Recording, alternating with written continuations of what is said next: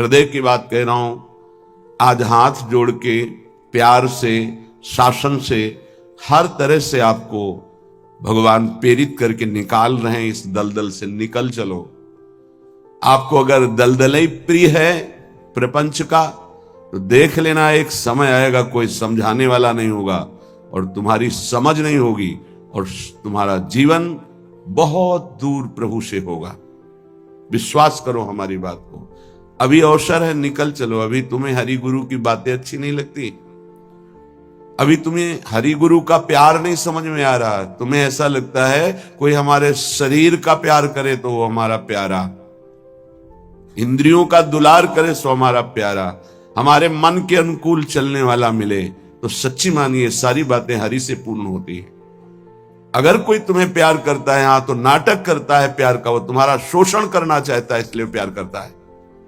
कौन ऐसा हृदय वाला है जो अपने को न्यौछावर करके तुम्हें प्यार करे? वो केवल हरि, और हरि गुणगान में मस्त भगवत अनुरागी, दूसरा नहीं। तुम तुम्हार सेवक असुरारी, स्वार्थ रहित जग जुग उपकारी। ये समझ में नहीं आता। प्यार का मतलब समझा जाता है वासनाओं का खेल हो तो प्यार, मनोरंजन हो तो प्यार, हरे मन का भंजन करके, वासना का नाश करके उपासना में प्रतिष्ठित हो जाना, इसे प्यार कहते हैं। जो अविनाशी प्रकृति से भोग कर सुखी होना चाहता है, कभी नहीं हो सकता है। शब्द याद कर लो। खाते खाते दांत टूट जाएंगे, देखते देखते आंख फूट जाएगी, शरीर नष्ट हो जाएगा, पर वासनाएं ज्यों की त्यों रहेंगी और बढ़ती चली जाएंगी। ये जो जलन होती है, यही भस्म करती वासनाओं को। सच्चे उपासना के मार्ग में चलने वाले जलन की परवाह नहीं करते, कष्ट की परवाह नहीं करते, वही उस परम पद के अधिकारी होते हैं।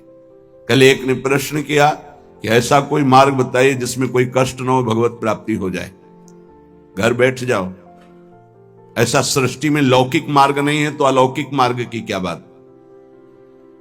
अगर आपको 500 रुपए चाहिए तो लेबरी करनी पड़ेगी, 8 घंटे मजदूर बनना पड़ेगा और ठेकेदार की बातें सुननी पड़ेगी। कोई भी कार्य करो आप, क्या सहज है, क्या सुखपूर्वक है, लेकिन आप लक्ष्य जब धन रखते हैं तो बड़े से बड़े कष्ट और कटु वचन को सहते हैं। आप जब दुख से निकलने के लिए लक्ष्य बना लिया भगवत प्राप्ति, तो फिर ये मनोरंजन कैसा, यही समझ में नहीं आता। एक आदमी प्यासा होता है, पानी पिला दे, कभी अगर वो दोबारा दिखाई देता है तो नेत्र नम हो जाते हैं कि एक दिन की प्यास इसने बुझाई थी। जन्म जन्म की प्यास बुझाने के लिए नाम मिला, मंत्र मिला, उपासना मिली, उसका कोई महत्व नहीं। ये तुम्हें प्यार नहीं नजर आ रहा। जो कभी संभाषण नहीं करते थे, देखते नहीं थे, वे तुम्हें अंतर और बाहर दोनों से देख रहे, तुमसे संभाषण कर रहे हैं, ये तुम्हें प्यार नहीं समझ में आ रहा। हमारी तो यही समझ में नहीं आ रहा कि उपासक का लक्ष्य क्या है। अगर लक्ष्य नहीं है तो तुम्हें कोई भी बदल नहीं सकता, और लक्ष्य है तो तुम्हें कोई बदल नहीं सकता। दोनों बातें समझ लो। लक्ष्य नहीं है तो तुम्हें परमार्थी कोई नहीं बना सकता, और लक्ष्य है तो तुमको कोई स्वार्थी नहीं बना सकता। चाहे जितना कुसंग हो जाए, तुम्हारा परिवर्तन नहीं हो सकता, क्योंकि तुम्हारा लक्ष्य है हरि गुरु को प्राप्त करना। उपासक समझिए, एक एक कदम तुमको प्यार मिलता चला जा रहा है। जानते हो, केवल पेट भरने के लिए, शरीर में वस्त्र पहनने के लिए और वास के लिए पूरा जीवन मेहनत करते हैं लोग, तब वो प्राप्त होता है। तुम्हें आदर के साथ ये सब बिना किसी प्रयास के मिल रहा है। किस लिए? तुम भगवान के हो, प्रियालाल के हो। इस बात की तुम्हें इज्जत रखनी है कि तुम प्रभु के दास हो, उसी की सब सुविधा है।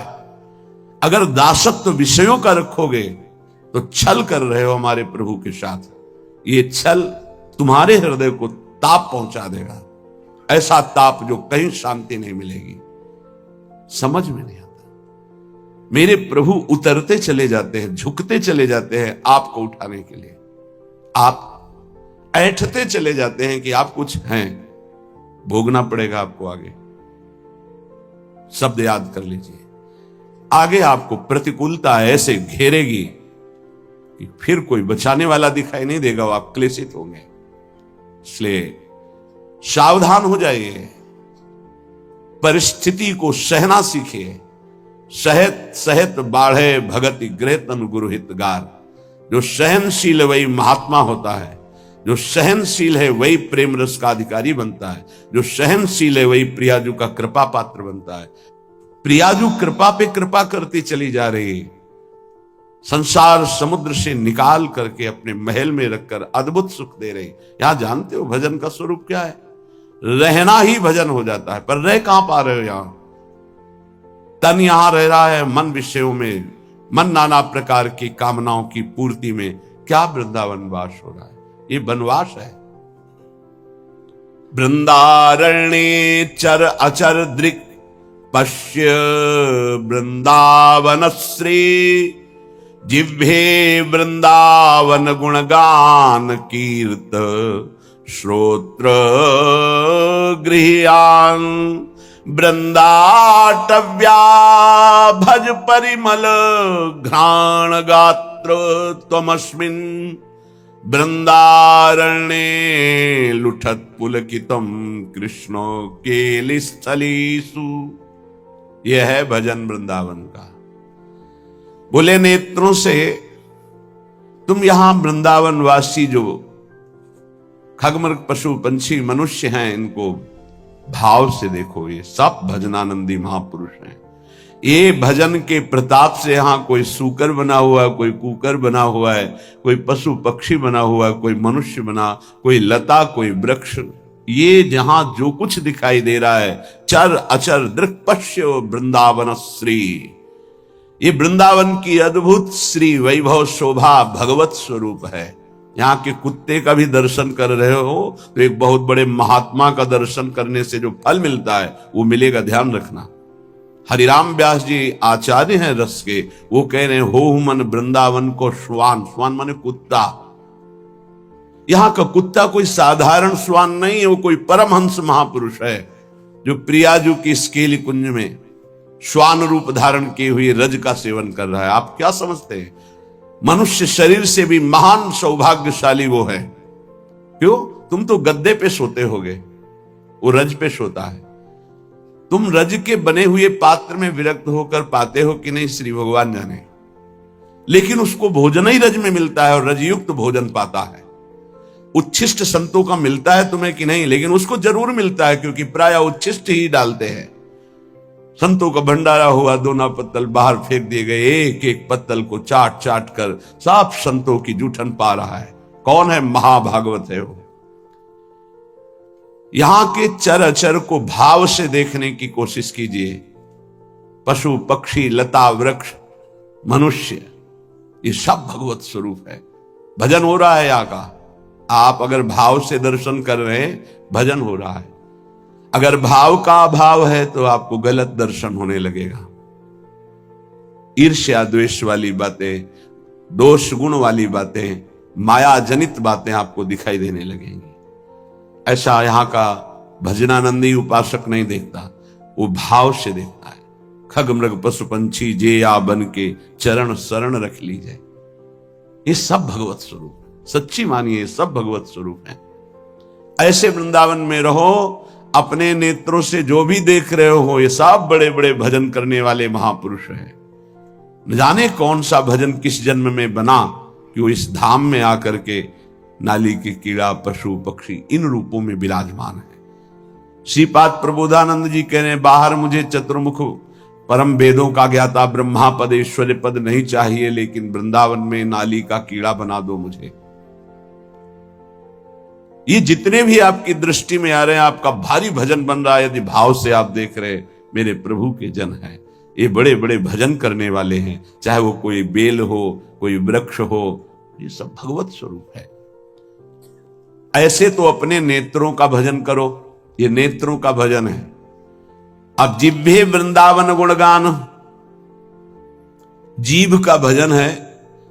वृंदावन की प्रिया प्रीतम की रूप माधुरी, गुण माधुरी, लीला माधुरी, कुंज निकुंजों की ये जो चर्चा करते हैं, अर्थात श्रीमद चतुरासी जी गाते हैं, 42 लीला गाते हैं, श्रीमद राधा सुधा निधि, केली मालजू, महावाणी जू, ये सब वाणी का भजन हो रहा है। दिव्य भजन, वाणी की सार्थकता हो रही, नाम कीर्तन करते हैं, राधा राधा राधा, वृंदावन वृंदावन वृंदावन, जिह्वे वृंदावन गुणगान, जीव का भजन हो रहा है, खूब गुणगान कर रहे हैं प्रिया प्रीतम का।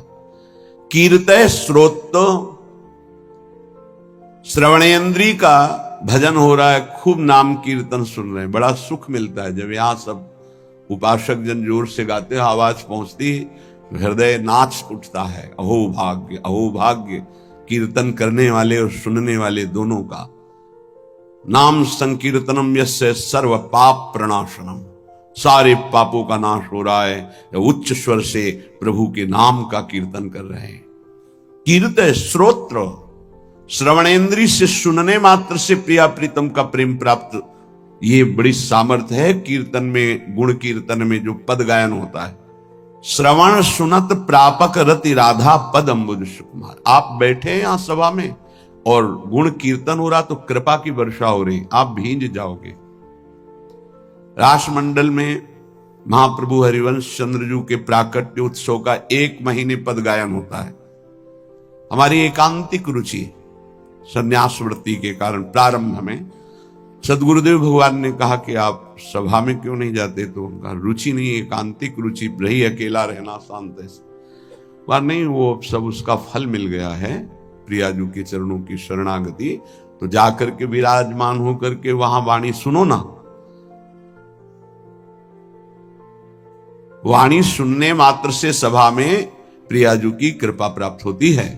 बस फिर आगे प्रश्न नहीं हुआ, गुरुदेव के वचन है।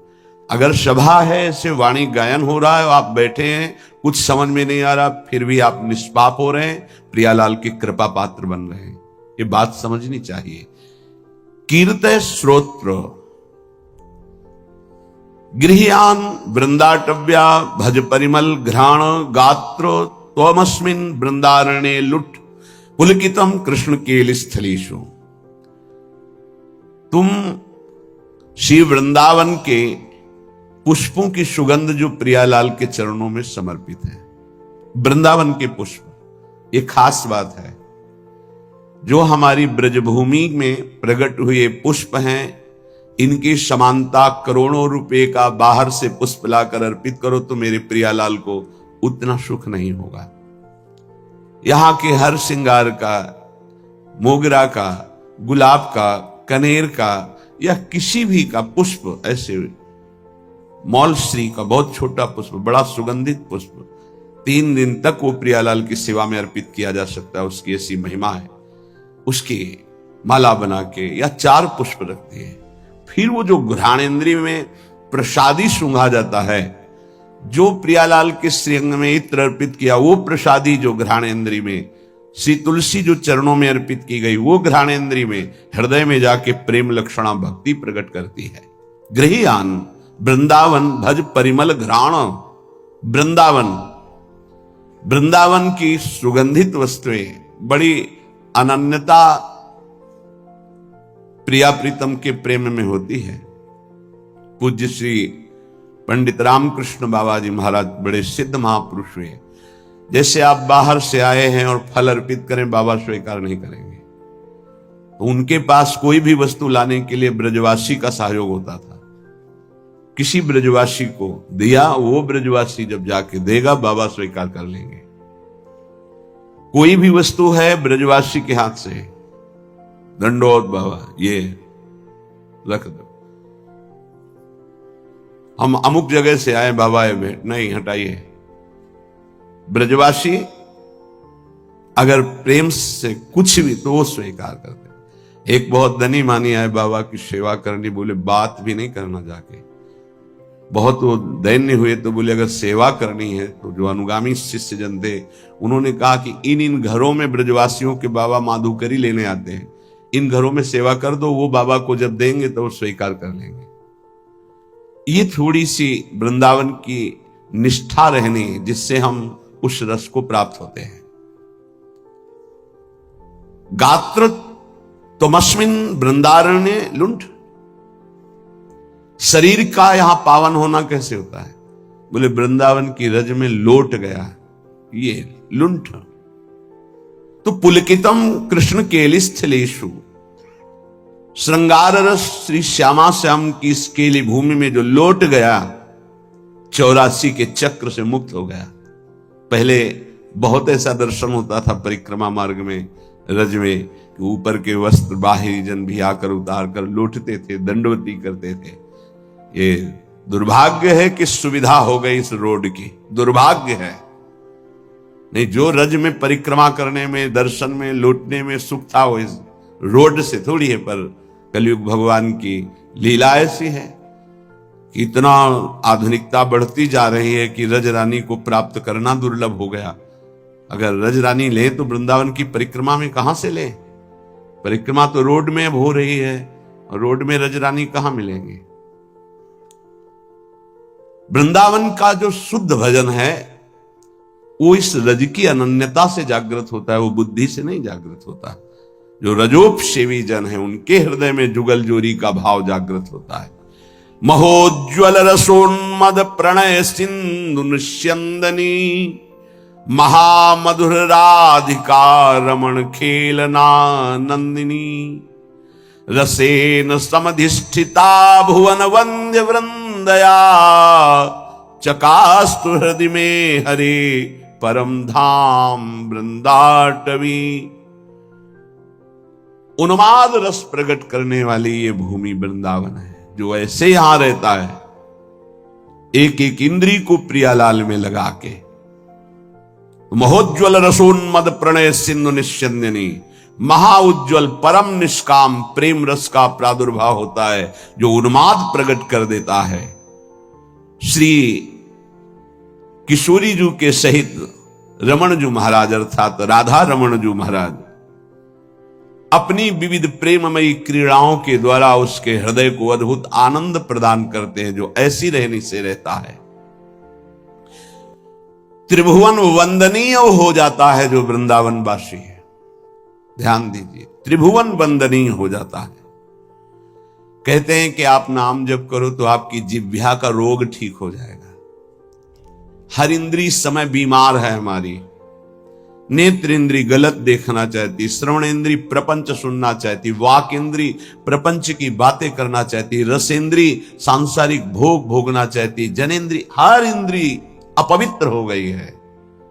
इसको इस रहनी से पावन करो। प्रियालाल को अर्पित किए हुए उच्छिष्ट का सेवन करो, प्रसाद का। नाम वाणी का गुणगान करो, नाम वाणी को सुनो, वृंदावन की रज शरीर में लगी रहे। तो महाउज्ज्वल प्रेम रस इसी से प्रकट होता है। वो त्रिभुवन वंदनीय हो जाता है। वो राधा रमण जी की महामधुर लीलाओं का रसास्वादन करता है।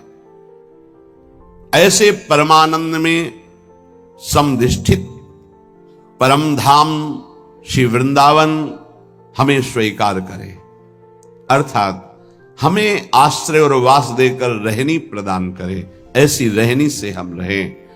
जन्मनि जन्मनि वृंदावन भुवि वृंदार केंद्र वंद्यायाम, अपितृण गुल्मक भावे भवतु ममासा समुल्लसाम। अब तो मेरी एक ही आकांक्षा है।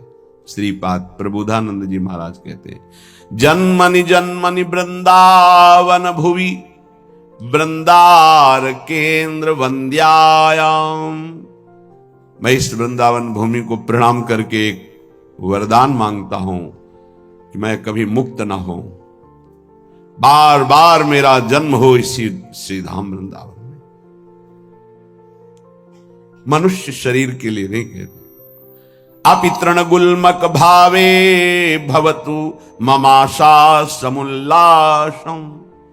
मुझे यहां का तृण बना दिया जाए, गुल्म बना दिया जाए, वृक्ष बना दिया जाए, क्योंकि मनुष्य बनना तो बड़ी दुर्लभ बात है।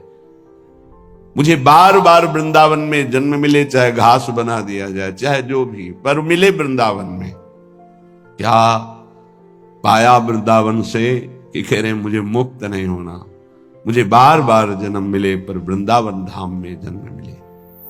उपासक, इस कृपा को देखो कि जो बड़े बड़े महापुरुष यहाँ की गुल्मलता औषधि वृक्ष पशु पक्षी बनना चाहते हैं, तुम्हें मानव देह में वृंदावन मिला है, क्या तुम्हें प्रियाजू की कृपा नहीं दिखाई दे रही? क्या तुम इस बात को नहीं समझ पा रहे कि तुम्हारे ऊपर कितनी कृपा है? क्या तुमको इन विषयों में आसक्त पुरुषों पर कृपा नजर आ रही कि सौभाग्यशाली है, इनके पास गाड़ी है, इनके पास भोग सामग्री है, ये सौभाग्यशाली हैं? तुम्हें ऐसा लग रहा है? जरूर तुम्हारी बुद्धि दूषित हो गई है। सौभाग्यशाली वो हैं जिनका संबंध प्रियालाल से है, चाहे वो गृहस्थ हो चाहे वो विरक्त हो। सौभाग्यशाली वो हैं जिनका लक्ष्य बन गया है भजन करना, नित्य निरंतर अपने इष्ट के चिंतन में रहना। कैसा दुर्भाग्य है कि हम अपने प्यारे को छोड़कर संसार की कोई वस्तु, व्यक्ति, स्थान का प्यार चाहते हैं। कैसे धिक्कार है बुद्धि को, कैसे समझाएं?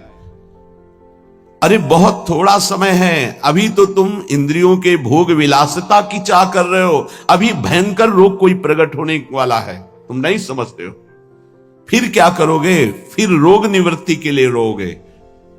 कर्म कभी डंडा लेके किसी को नहीं मारता, ध्यान रखना। कर्म घटना बनता है, कर्म परिस्थिति बनता है, कर्म भयानक रोग बनता है, कर्म बुद्धि को भ्रष्ट करता है, कर्म डिप्रेशन बनता है, कर्म नाना प्रकार की कुचिंताएं ये बनता है। आप समझो, बुरी दशा आने के पहले बुद्धि बदली जाती है, बुद्धि को भ्रष्ट किया जाता है, बुद्धि को गिराया जाता है। गुरु कृपा पात्र, हरि कृपा पात्र, और बुद्धि को छोड़ दे विषयों की तरफ, ये तो बहुत बड़ी हानि का विषय है। सावधान, इस जन्म को मत बर्बाद करो, बहुत कृपा हो गई। कुछ देखी देखा बाबा जी बन जाता है, देखी देखा है, इसका बाढ़ा जोग, छीजी काया बाढ़ा रोग, सधुवई भाषा। एक ने देखा बाबा जी को तो बड़ा सुख है, उनको क्या पता सच्चे मार्ग के पथिक को जितनी मेहनत है विश्व में कोई किसी को इतनी मेहनत है ही नहीं। सच्चाई से समझ लीजिए, कम से कम 5 बजे तक तो सोते ही हैं लोग, वैसे तो 9-10 भी बज जाते हैं। तुम मेहनत करते हो,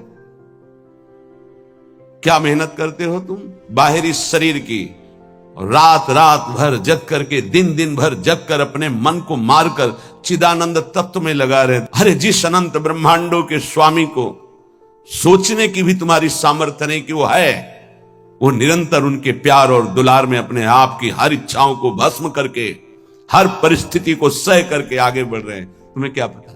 किसी भोग को लक्ष्य रख करके संत वेश होना या परमार्थ में चलना, किसी सुविधा को लेकर या किसी पद को लेकर, पक्का समझ लीजिए आपका हृदय जलेगा, आपका शरीर दुखी हो जाएगा, पक्का।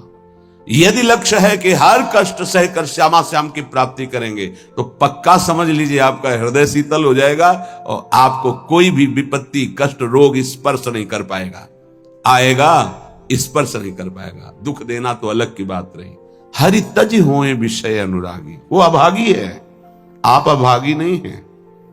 भगवत मार्ग के पथिक इस बात को समझें कि हमारी इंद्रियां जो भोगों की मांग कर रहे हैं, उनका मांग पूरी हो जाना बड़े भाग्य की बात है। नहीं, ये अभागी का लक्षण है। हम मांगे और ना मिले और प्रभु के मार्ग में हमारी उन्नति हो, ये भाग्यशाली का लक्षण है। ये इंद्रियों की विलासता मन के साथ कितना भी आप कर लो, कभी पूरी होने वाली नहीं। जब तक आप अपने देह को स्त्री या पुरुष मानते हैं, इंद्रियों को, मन को अपना मानते हैं, भोगों को सुख मानते हैं, तो आप कुछ नहीं है। विश्वास कीजिए, कब तक हरि गुरु तुम्हारी इन इंद्रियों को तृप्त करने के लिए मनमानी खिलौने देते रहेंगे। हर तुम्हारी सोच को काल नष्ट कर देगा। इस सोच को यदि अविनाशी बना लोगे तो तुम अविनाशी हो, तुम अविनाशी परम पद के अधिकारी हो जाओगे। बहुत सावधान। श्रीधाम वृंदावन का आश्रय और वास मिलने पर यदि आपको सौभाग्य नहीं लग रहा, भगवत मार्ग में चलने पर आपकी रुचि नहीं बन रही, आपको संसार प्रिय लग रहा है, तो आप सोच लीजिए कि आपकी दुर्दशा कितनी बड़ी है और आगे क्या होगी। आज समझाने के लिए हरि गुरु तुम्हें प्रयासरत है। जब बच्चा खिलौने के लिए हठ ही कर लेता है, नहीं मुझे चाहिए ही, तो वही पैसा खर्च करके पिता खिलौना दे देता है। लेकिन अगर खिलौनों का हठ न करता तो गोद में बैठा लेता। कब तक खेलते रहोगे इन खिलौनों से?